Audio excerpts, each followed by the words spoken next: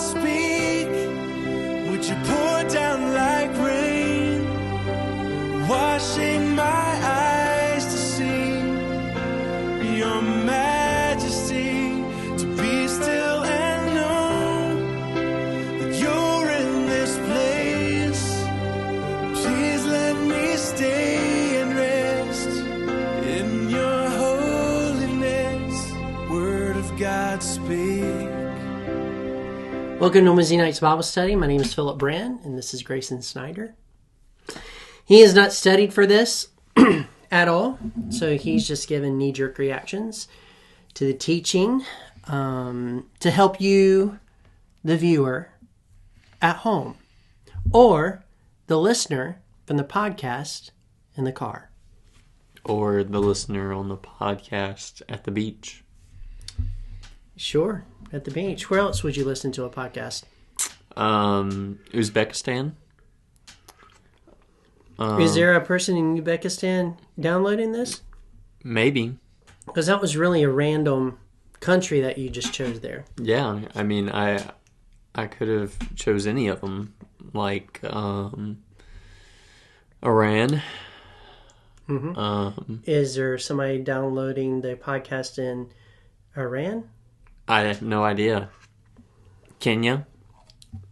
Are you just coming up with random countries now? Paraguay? Okay, yeah, we are. All right.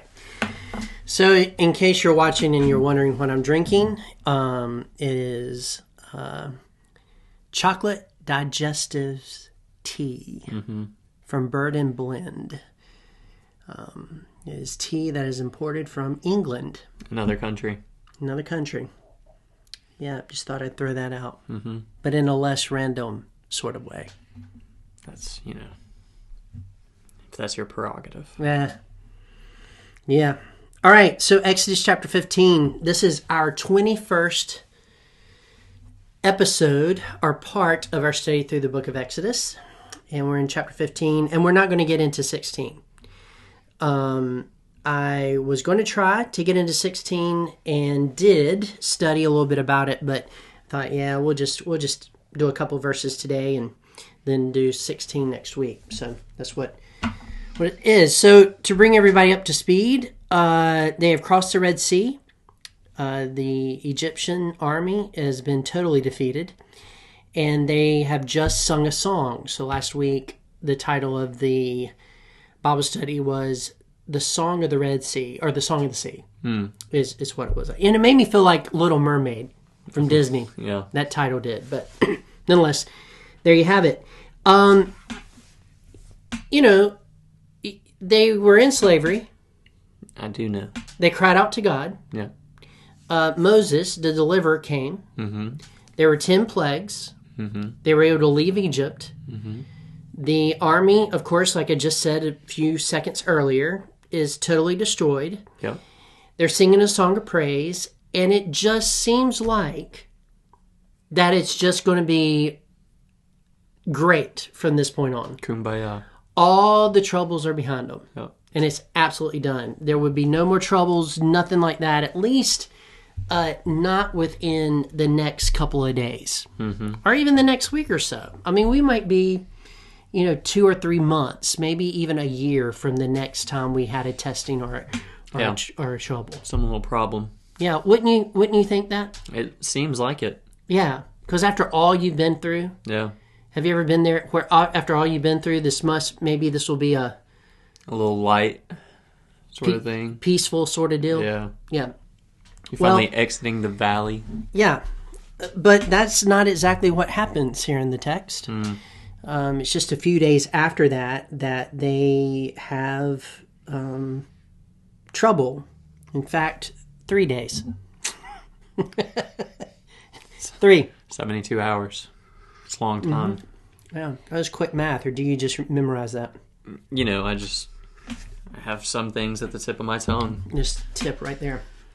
Yeah. So they're tested, and they do not do very well.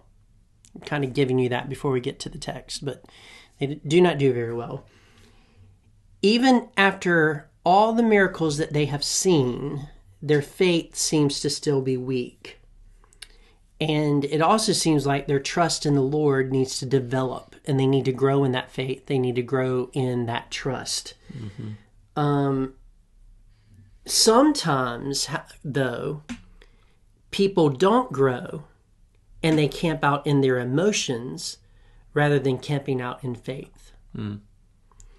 And what we are going to see over the next couple of weeks is how these people decided to camp out in their emotions rather than faith and trust in God. And we are also going to see that when they camped out in their emotions and they just kept complaining and grumbling and complaining and grumbling every time something went wrong, that they wound up not being able to go into the promised land.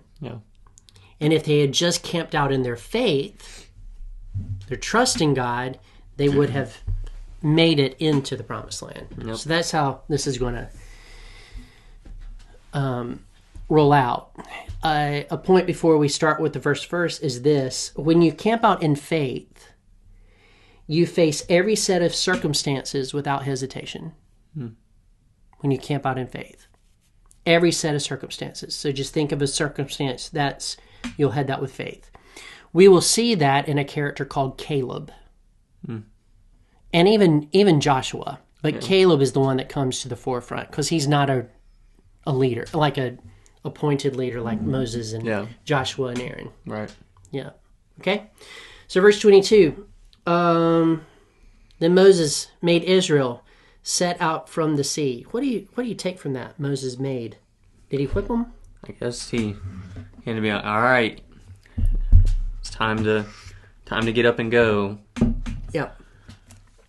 Yeah. It's supposed to be translated that Moses led Israel, and they set out from the Red Sea, and they went into the wilderness of Shur. They went 3 days in the wilderness and found no water. So a couple of things about that verse. First of all, made or led is a word that means to cause to go on a journey stage by stage. So we're supposed to see that he led them from the Red Sea. One day they camped.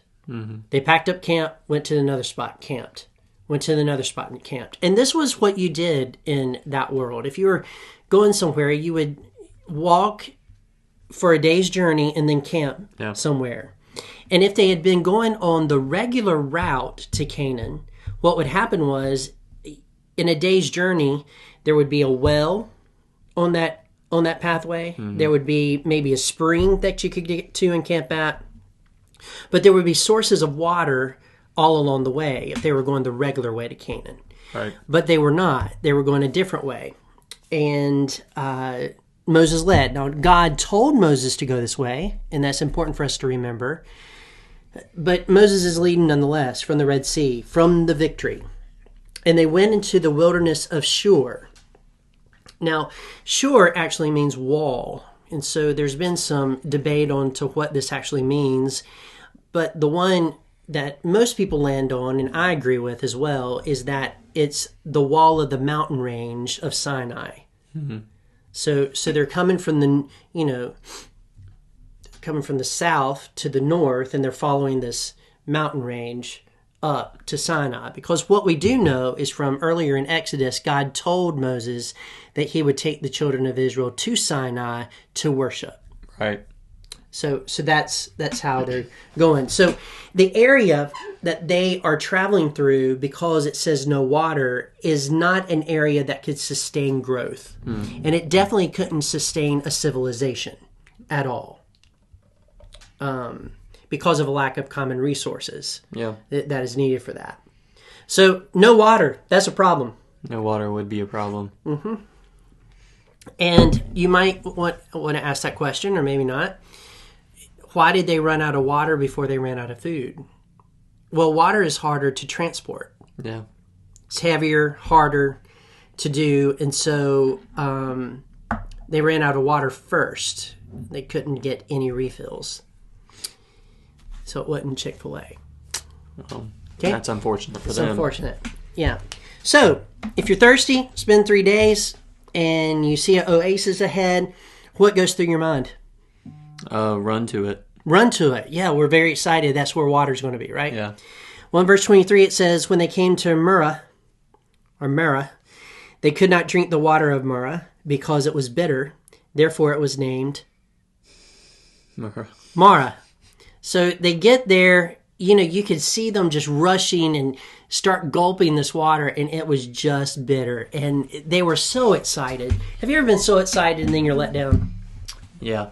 Yeah, and then you let down. And what's the first thing that you do when you're so excited and you're let down? Cry. The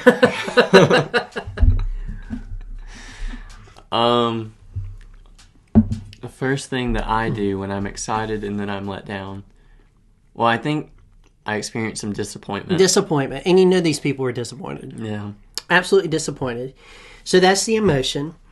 And so what do they do with that emotion of disappointment? Well, instead of praying to God about their particular situation, they grumble against their leadership. So verse 24 says, and the people grumbled against Moses, saying, what shall we drink? They grumbled. So a couple things. Of course, I like that couple of things line, don't I? Yeah, a couple things. I'm going to say a couple things here, a couple things there. Yeah. First, I just want to remind you again that God led them to this spot on purpose. Yep.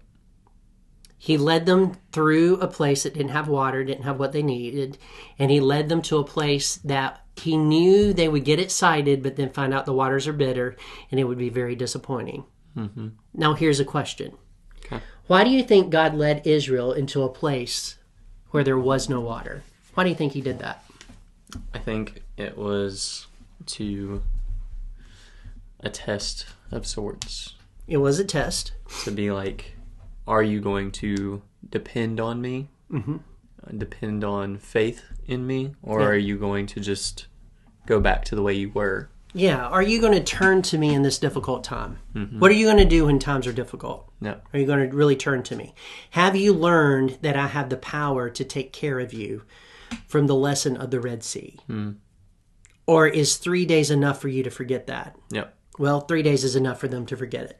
It is what occurred. So here's a second question, more practical. Okay. What does this teach us about how God uses difficult situations in our own lives? It teaches us that things can all be going very well, and then all of a sudden you can face a test, and it's about how you're going to respond. Yeah. He uses difficult situations to test our faith, to help us grow in faith, to help us attach in a more dependent way to him. Mm-hmm. So it's a test to see that particular thing. So verse 23, the water came to Marah, the water was bitter. In verse 24, the people grumbled against Moses, saying, what shall we drink? That particular word grumble is loon, Loon, would be how you would spell it in the English.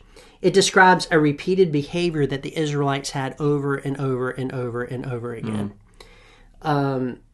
In chapter 16, it's in verse 2 and verse 7, and then we'll see it again in chapter 17, verse 3 in Exodus. Loon arises from an attitude of dissatisfaction with one's lot in life, especially when there's not anything you can do about it. There was nothing that they could do about having no water. There was nothing that they could do about this bitter water that they had found. Right. There was just nothing they could do. So there's a sense of hopelessness that comes into a soul at that particular moment. Yep. Because they allowed their emotions to lead them, they shifted into complaining. And they totally missed the spiritual dimension of their situation. Yeah. I think that happens to us anytime that we put more weight on the physical world than we do on the spiritual world. Mm-hmm. And we put more weight on how things are happening here in this physical world, and we don't consider that there might be something more going on when it comes to God. Yeah. Like in a spiritual way. So they miss it. So it's obvious that they were not giving God the due place that he needed in their lives and in their problems. Right. So they grumble against Moses, and we need to understand that when you grumble against Moses, you're grumbling against God, because God has told Moses where to go, and this is the path that God told Moses to take the people. So here's a lesson. If you are grumbling about a church leadership, like you don't like something in church leadership, you need to be very careful, because you may not be grumbling against that pastor. You may not be grumbling against those elders, those deacons, that church leadership. You might actually be grumbling against God. Yeah. Because he has led them in a particular way. Right. So you have to be careful with that, or you will do the same sort of thing. So I don't think it's 110. I did the same thing last week. 1 Corinthians. We're going to go to 10:10 first, because I think it's 10:10. That's a movie. Isn't it? 10:10. Yeah. It is 10:10. So we're going to start in verse 9 of 1 Corinthians chapter 10. Paul talks about this grumbling issue, and this is what he says. We must not put Christ to the test, as some of them did and were destroyed by serpents, nor grumble, as some of them did and were destroyed by the destroyer. Now these things happened to them as an example, but they are written down for our instruction, on whom the end of the ages has come. So their grumbling is a warning to us to make sure that we do not grumble in the same sort of ways. Right. In fact, if you're a person that is constantly initially responding to the negative, or you have a lot of negative things to say and not a lot of neutral or positive things to say, chances are you are a grumbler and complaining about your lot in life. Right. And the Bible warns us about that, to not do that. Yeah. So what does Moses do? Moses, he cries to God. He does. And he cried to the Lord. Now this cry is a Hebrew word for appeal. He appeals to the Lord. And the Lord showed him a log. That particular word, showed him, is actually a word that means he taught him. So it's not God up in heaven going, here's a log. There it is right there. No, he teaches them about this log. And so what does he do with the log? And he threw it into the water, and the water became sweet. Now, a couple of things about this. First of all, we know that there is wood that can make water sweet. Yeah. And take the bitterness out of it and actually filter it. We know that's true. He seemingly puts one log into a big body of water, and it should have taken a longer amount of time for that water to filter through that log. Or multiple logs to make this happen. So there's a God's power at work through this log as well. Yeah. There's science behind it, but then God kind of speeds up the process to make the water drinkable for them. Oh. Okay. So the Israelites should have done this instead of complaining. So here's the question. What keeps us from turning to God first when things go wrong? I think a lot of times it could be like a compound factor. Compound. Yeah, like if one little thing goes wrong and then another little thing goes wrong and then another little thing goes wrong, I think we start to become self-reliant and almost like self-focused. How can I fix all of these little problems? Yeah, or that's true. Or, woe is me, I can't fix this problem. It's hopeless. Yeah. Yeah, so it's self-focused, yeah. So how can we learn to respond in faith instead of reacting in fear or frustration? I think by looking at all of the little blessings that we have, let those compound, and then you start to realize just how, I don't want to repeat the same word, but blessed that we really are. Instead of just focusing on the problem, you focus on the good in life. Focus on how far you have come. So what blessings could the Israelites reflect back on? Well, for one, you're not in slavery anymore. So, I mean, there's one. It's freedom. You're not constantly being beaten. You're headed to a promise a promised land that you just sung about. And so you have things to look forward to. You have things in the past, like the Red Sea collapsing. You've got we haven't gotten to manna, have we? No, we're about to. That's next week. Spoiler. Yeah. Sorry. It's next week, Grayson. But you have all these little things in life. Mm-hmm. Yeah. Good. All right. So that brings us to the second part of that verse. It says, there the Lord made for them a statute and a rule, and there he tested them, saying, if you will diligently listen to the voice of the Lord your God, and do that which is right in his eyes, and give ear to his commandments, and keep all of his statutes, I will put none of these diseases on you that I put on the Egyptians, for I am the Lord your healer.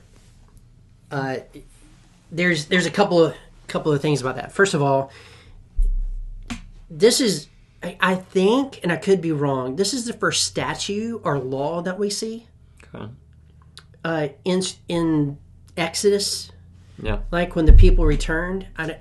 I know that he created the Passover. I get that. But he has said constantly, obey me, obey me, obey me. If you don't obey me, this is what happens. So maybe that's incorrect. But it's very emphatic here. It's a statute and a rule. It's implied that it's the first one. And I guess it being the first one, now that I'm sitting here thinking about it a little bit more, it's probably the first one after they had their freedom. Yeah. So this is the first statute after their freedom, after they get released from the Egyptians. And it says, if you will diligently listen to the voice of the Lord your God, and do that which is right in his eyes, and give ear to his commandments, and keep all of his statutes, I will put none of the diseases on you that I put on the Egyptians, for I am the Lord your healer. Obedience here will bring blessing, and disobedience will bring a penalty. Yeah. The phrase, the diseases on your Egyptians that I put on the Egyptians, is a reminder that the Egyptians did not live by God's rules in their lives.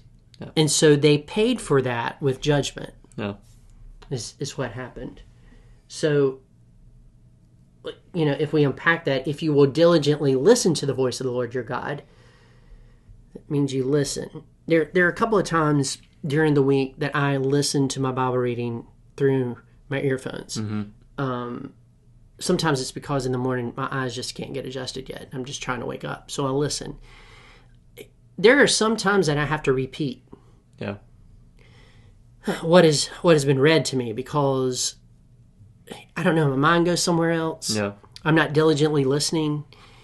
So there is a focus aspect to that diligently listening. There is also a taking it in as instruction. Like you hear it, but then you translate it into something that you should be doing or make sure that you do not do. And so that is the learning portion of it. So you diligently focus, but you're listening to learn how God wants you to live. Right. So it continues. That's the diligently listening. And you're listening to remember as well. That's the third part. And do which is right in his eyes. So that is an important phrase, because later in Judges, we will see a phrase that says the people did what was right in their eyes. Yep. So here, they're supposed to do what's right in God's eyes. And at the end of the day, that's really what is important. Are we doing what's right according to God's eyes, according to God's choices? We listen, we remember, we listen to learn, and then we act it out in our life. It is what happens. So here, again, we're reminded of that cycle, right? And give ear to his commandment to keep all his statutes, all of them. Like you can't pick and choose. Right. Like I'm not going to commit adultery, but covetousness, I don't mind that. Yeah. Yeah. Stealing's okay, but murder, yeah. And there's some people that might need to go. You can't do that. It's all of them. Yeah.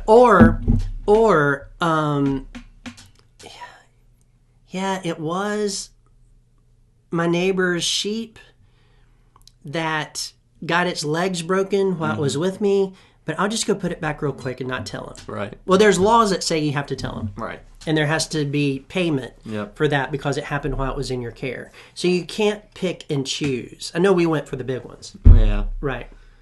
Yeah. You don't hear about the pigs and everything. Yeah. Well, yeah, you don't eat pig. Well, they had it at the wedding. I was out of town, and that's all the Gentiles eat. I had to eat something. Well, you could have ate something else, but you do all of them. And I will put none of the diseases on you that I put on the Egyptians, for I am the Lord your healer. That particular phrase, Lord your healer, is a title of God. Some people call it a name of God, and it's actually Jehovah Rapha. Rapha. Jehovah Rapha. And it means the God of healing. And it summarizes who God is characteristically. Yeah. What jumps out at me at that, I am the Lord your healer, is first of all, I'm not really sure how that connects with obedience. Like you wouldn't initially say, I'm the Lord your healer. I'm the Lord your judge, is what I would want to hear there. But he says, I'm the Lord your healer. So he's basically saying that if you keep my commandments, I will be your healer. It doesn't mean that you'll never get sick, but it does mean that he's your healer. Yeah. Like he's with you in that particular moment. The other thing that jumps out at me from this is that they were just saved from the Egyptians 3 days ago. And you would think that he would say, I am the Lord your salvation. Yeah. I am the Lord your Savior. Your conqueror sort of thing. In fact, a case can be made that when they made it to these bitter waters, that he saved them by making the water drinkable. Right. So he has saved them a couple of times, and for the first time here, we see that the Lord is our healer. Maybe this is also a reference to, I'm the Lord your healer of your doubts. I'm the Lord your healer of your fears. I'm the Lord your healer of anything psychologically that's going on, from the transition from Egypt to this new thing where you're uncertain. I can heal you emotionally. I can heal you physically. I can heal you physically in a land that's better than the one you left. Yeah. I mean, there's a lot to this healing thing. But back to that, you would think that it was going to be salvation or redeemer. Yeah. But it's not. It's healer. And God is both. It's good to remember that the God that is our salvation is also God our healer, which is part of the gospel message. Yeah. Yeah. The source of salvation is also the source for healing.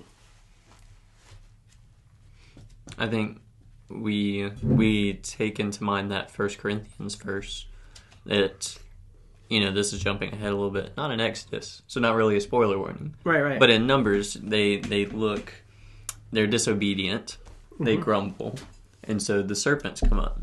Yeah. And how do they get healed? Who is their healer? Well, not themselves, because if they just look to each other, they wouldn't be healed. But if they look to the serpent, they look to the bronze serpent that Moses then put up, they'd be healed. Yeah. Right? And so that's a type for Christ. It is. It is. But did you know that later that same serpent became an idol? And so the thing that God uses for your healing today and for you to look to is not something that should be worshipped tomorrow. Right, yeah. It's just a moment of remembrance. Oh, that's when God healed us. Yeah. But it shouldn't become a place where you worship. And they had turned that particular snake into an idol that they worshipped. You remember the material and not the spiritual. Yeah. Yeah. Yeah. So be obedient to me. No idols before me. Right. And so I think, not that this was intentional because this is not in my notes, but we need to make sure that our Bibles do not become idols. Our churches don't become idols. Yeah. The way we do things doesn't become idols. People don't become idols. People don't become idols. And we treat them as God's gifts. Yeah. Rather than worshiping them like we would right. God, or taking from him worship. Yeah, it's great. That was a great sideline, I think. Verse 27, then they came to Elim, where there were 12 springs of water and 70 palm trees, and they encamped there by the water. Elim actually means large trees, is what it means. So they were large palm trees. When I read this, I thought about Pirates 4 of the Caribbean, where he is tied to, have you seen that movie? He's tied to the tree. He's tied to the tree. I know that part. And then I've not seen the whole movie. He climbs up it and it does all that kind of stuff. You may not have seen that at home. It's a great movie. But nonetheless, that's what I thought about. But palm trees, Elim actually means a large tree that has deep roots, like in water below the ground. So wherever they made it to in this next step, God led them from a journey of 3 days without water, the potential of water but being disappointed, from making that water miraculously drinkable, to now this place of oasis and seven lakes and plenty of water and just a lot of comfort. Yeah. And that is really how the Christian life is. You go through a lot of testing, and then all of a sudden there's a rest time. Yeah. There's a time when everything seems to be going great. Yeah. So, a couple of ending questions. What does it look like for you, Grayson, this week? And for people at home, I want you to think about this too. To camp out in faith rather than camping out in frustration. What does that look like? I think that means for the little things not to constantly derail me. Yeah. Constantly try to get me to become frustrated, become emotional, make decisions out of emotion, instead of sticking to what I know is true in God's Word and focusing on the blessings that He has given me. Yeah. So it is so easy, especially in your home, to get frustrated at things not getting done, or frustrated because someone in your home isn't acting right or something like that, and to camp out in that frustration and then take it out on them. In your home, you really need to camp out in faith, and it will hinder you from saying things you shouldn't say. It will hinder you from treating people differently than they should be treated, and it would help you handle those frustrating situations just a lot better. Yeah. So you camp out in faith, not frustration. The second thing I want to point out is from the text, when you camp out in faith, you camp out in worship. When you camp out in frustration, you camp out in grumbling. And both of them are paths that have two separate destinations. Yeah. So this week, just being mindful of even